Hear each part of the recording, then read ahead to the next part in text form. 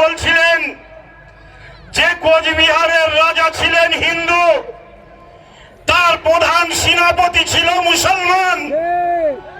কিন্তু জেনে রাখবেন, কোচবিহারের রাজা হিন্দু ছিলেন, কিন্তু তিনি বিজেপি ছিলেন না।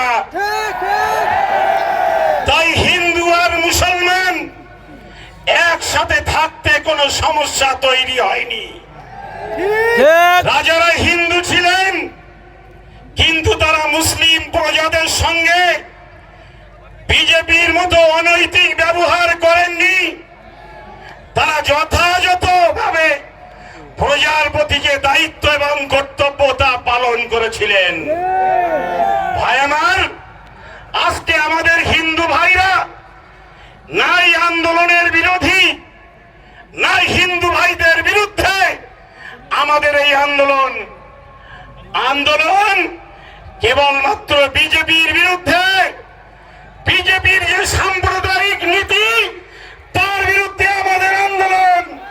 বিজেপি দেশ জুড়ে যে নফরত আর ঘৃণার পরিবেশ তৈরি করতে চাইছে তার বিরুদ্ধে আমাদের এই আন্দোলন। আমরা ওই নীতিতে বিশ্বাস করি। বিদ্রোহী কবি, যিনি ইংরেজ শাসকের বিরুদ্ধে বিদ্রোহ ঘোষণা করেছিলেন, সেই কাজী নজরুল ইসলাম বলেছিলেন, মোরা এক বৃন্তে দুটি কুসুম, হিন্দু মুসলমান।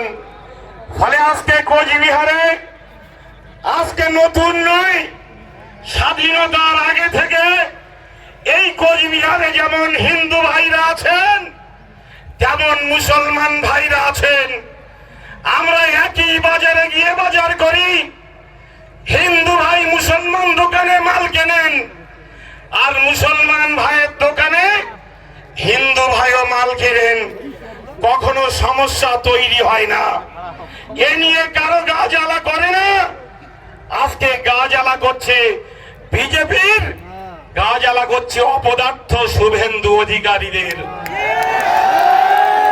আমি হিন্দু ভাইদেরকে বলবো, মুসলমান ভাইদেরকে আপনাদের ভয় করতে হবে না। মুসলমান ভাই, আপনারা যদি সমস্যায় পড়েন, মুসলমান ভাই আপনাদের নিরাপত্তা দেবে। এমনকি যদি মনে হয় কেউ আপনাদের মন্দির ভাঙতে পারে, তাহলে আপনারা বলবেন আপনাদের গ্রামের ইমাম সাহেব আর মসজিদের মুসল্লিরা গিয়ে আপনাদের মন্দিরের পাহারা দেবে। আপনারা জানেন, এই ওয়াকফ আন্দোলন করতে গিয়ে মুর্শিদাবাদে কিছু কিছু ছোটখাটো সমস্যা তৈরি হয়েছে।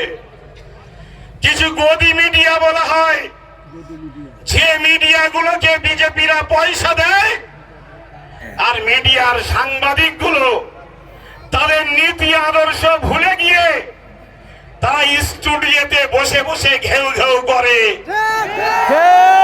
তারা দেখাতে চেয়েছিল যে মুর্শিদাবাদের মুসলমানরা হিন্দুদের মারতে চাইছে, কিন্তু পরে দেখা গেল সরস্বতী মন্দির যারা আক্রমণ করেছে তারা কেউ মুসলমান নয়। পুলিশকেই গ্রেফতার করেছে, সাধারণ মুসলমানকে অপরাধী হিসাবে তারা দেখাতে পারেনি। এটা আমাদের আদর্শ। আল্লাহ রাব্বুল আলামিন আমার প্রিয় রাসূলের মাধ্যমে তিনি মুসলমান জাতিকে উদ্দেশ্য করে বলেছেন যে তোমরা অন্যের দেবদেবীকে গালিগালাজ করো না। এটা আমার নবীর নির্দেশ। ফলে অন্য ভাইরা তাদের দেবদেবীকে পুজো করবেন, আমরা আমাদের একাত্মবাদের উপাসনা করব, কিন্তু হিন্দু ভাইদের দেবদেবী আর মন্দির নিয়ে আমাদের কোনো বিদ্বেষ নেই, কোনো বিরোধিতা নেই। আমি তাই আমার হিন্দু ভাইদের বলবো, আজকে এখানেও মন্দিরের সম্পত্তি আছে। যদি মন্দিরের সম্পত্তিগুলো সরকার কেড়ে নিতে চায়, তাহলে আপনারা প্রতিবাদ করবেন কি করবেন না? তাহলে মুসলমানদের মসজিদের সম্পত্তি যদি কেড়ে নিতে চায়, তাহলে মুসলমানরা কেন প্রতিবাদ করবে না? তাই সরকারের বিরুদ্ধে আন্দোলন, বিজেপির বিরুদ্ধে আন্দোলন,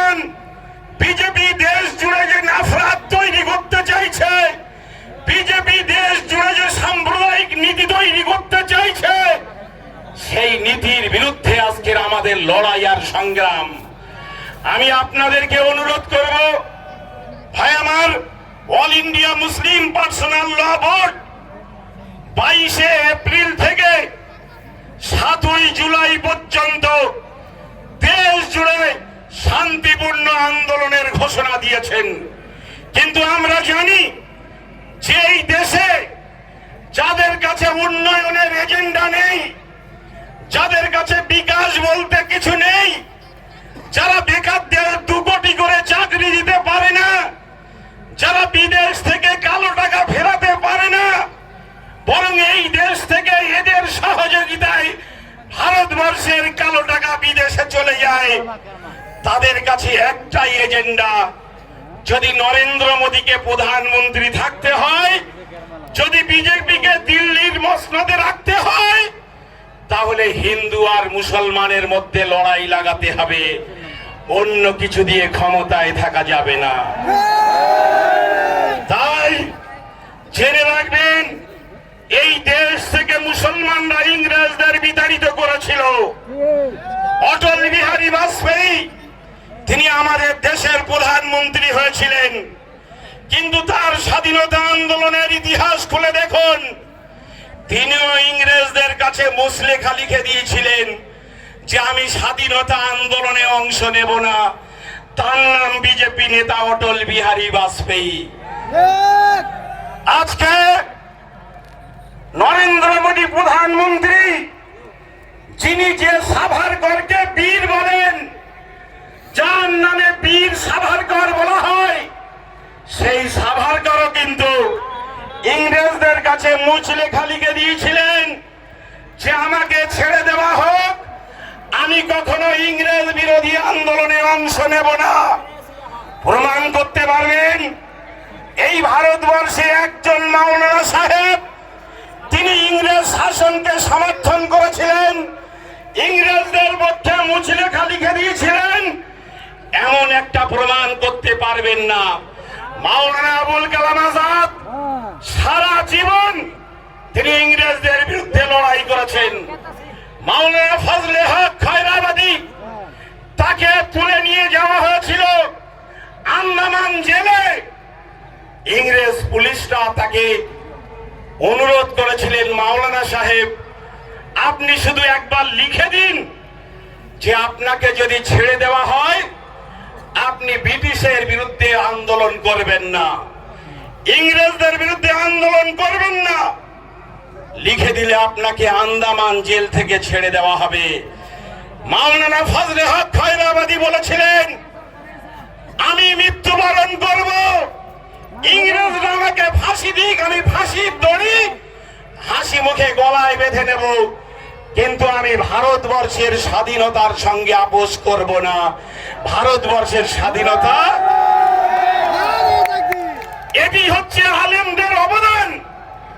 আজকের যে অখণ্ড ভারতবর্ষ হতো না, যে স্বাধীন ভারতবর্ষ তৈরি হতো না, আলেমদের অবদান ছাড়া সেই স্বাধীন ভারতবর্ষে তুমি চাইছো আলেমদের দ্বিতীয় শ্রেণীর নাগরিক তৈরি করতে, তুমি চাইছো মুসলমানদের দ্বিতীয় শ্রেণীর নাগরিক তৈরি করতে।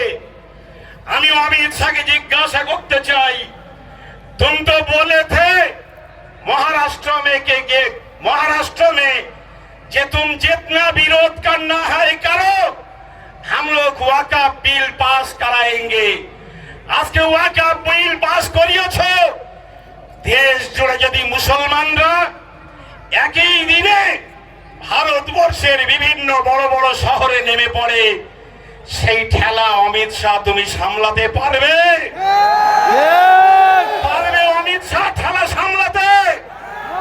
তাহলে দেশের মানুষকে যারা শান্তিপূর্ণভাবে নিজেদের কাজের মধ্যে নিয়োজিত, যারা নিজেদের সন্তানদের মানুষ করার ক্ষেত্রে নিয়োজিত, যারা চায় আমরা দেশের সুনাগরিক, আমাদের নতুন প্রজন্ম এই দেশের সুনাগরিক হবে, আমি জিজ্ঞাসা করতে চাই, যদি মুসলমানরা দেশের সুনাগরিক হয়, যদি মুসলমানরা লেখাপড়া শেখে, যদি মুসলমানরা মসজিদে গিয়ে নামাজ পড়ে, যদি মুসলমানরা মাদ্রাসায় পড়ে, যদি মুসলমানরা ঈদগায় গিয়ে নামাজ পড়ে, তাহলে হিন্দুত্বের কি কোনো ক্ষতি হয়? কখনো হিন্দু ভাইদের সমস্যা তৈরি হয়েছে? কখনো সমস্যা হয়নি। কিন্তু দেশ চালানোর এটা নিয়ম নয় যে শাসক তুমি বুলডোজার দিয়ে নিরীহ মানুষের ঘর ভেঙে দেবে, তুমি নিরীহ মানুষের ধর্মস্থান মসজিদ এবং গির্জা বুলডোজার দিয়ে ভেঙে দেবে। এটাকে কখনো দেশের নাগরিকরা মেনে নেবেন না। আমরা খুশি হব যদি এই আন্দোলনে মুসলমান ভাইরা যেমন স্বতঃস্ফূর্ত ভাবে এগিয়ে এসেছেন, হিন্দু ভাইদেরও কিন্তু দায়িত্ব দেশের স্বার্থে এই আন্দোলনে তারা সঠিকভাবে এগিয়ে আসবেন এবং কোন ভারতীয় যে দর্শন, ভারতীয় যে ধর্ম নিরপেক্ষতার ঐতিহ্য, তাকে কোনোভাবেই হিন্দু মুসলমান কেউ নষ্ট করতে দেবেন না। ভাই আমার, আমি মনে করছি যে আজকের কোচবিহার শহরে যে জমায়েত, এটা এক ঐতিহাসিক জমায়েত।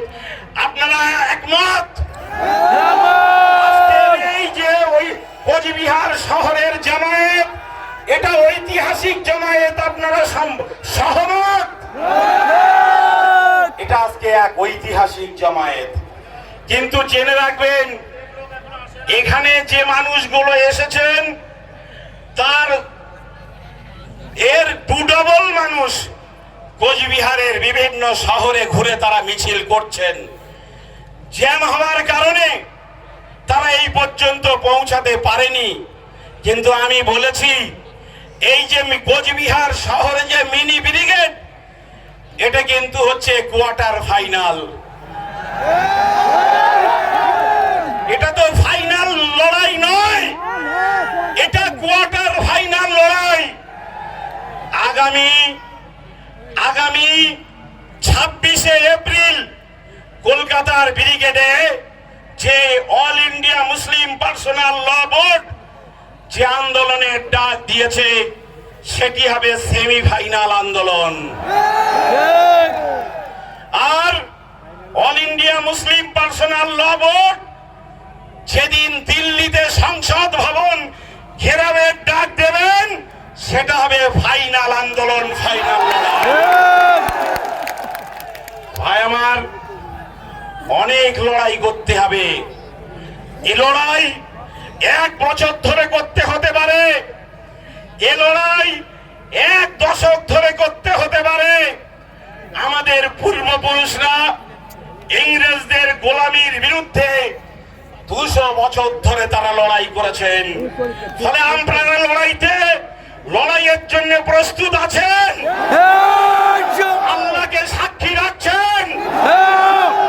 আল্লাহকে সাক্ষী রাখছেন?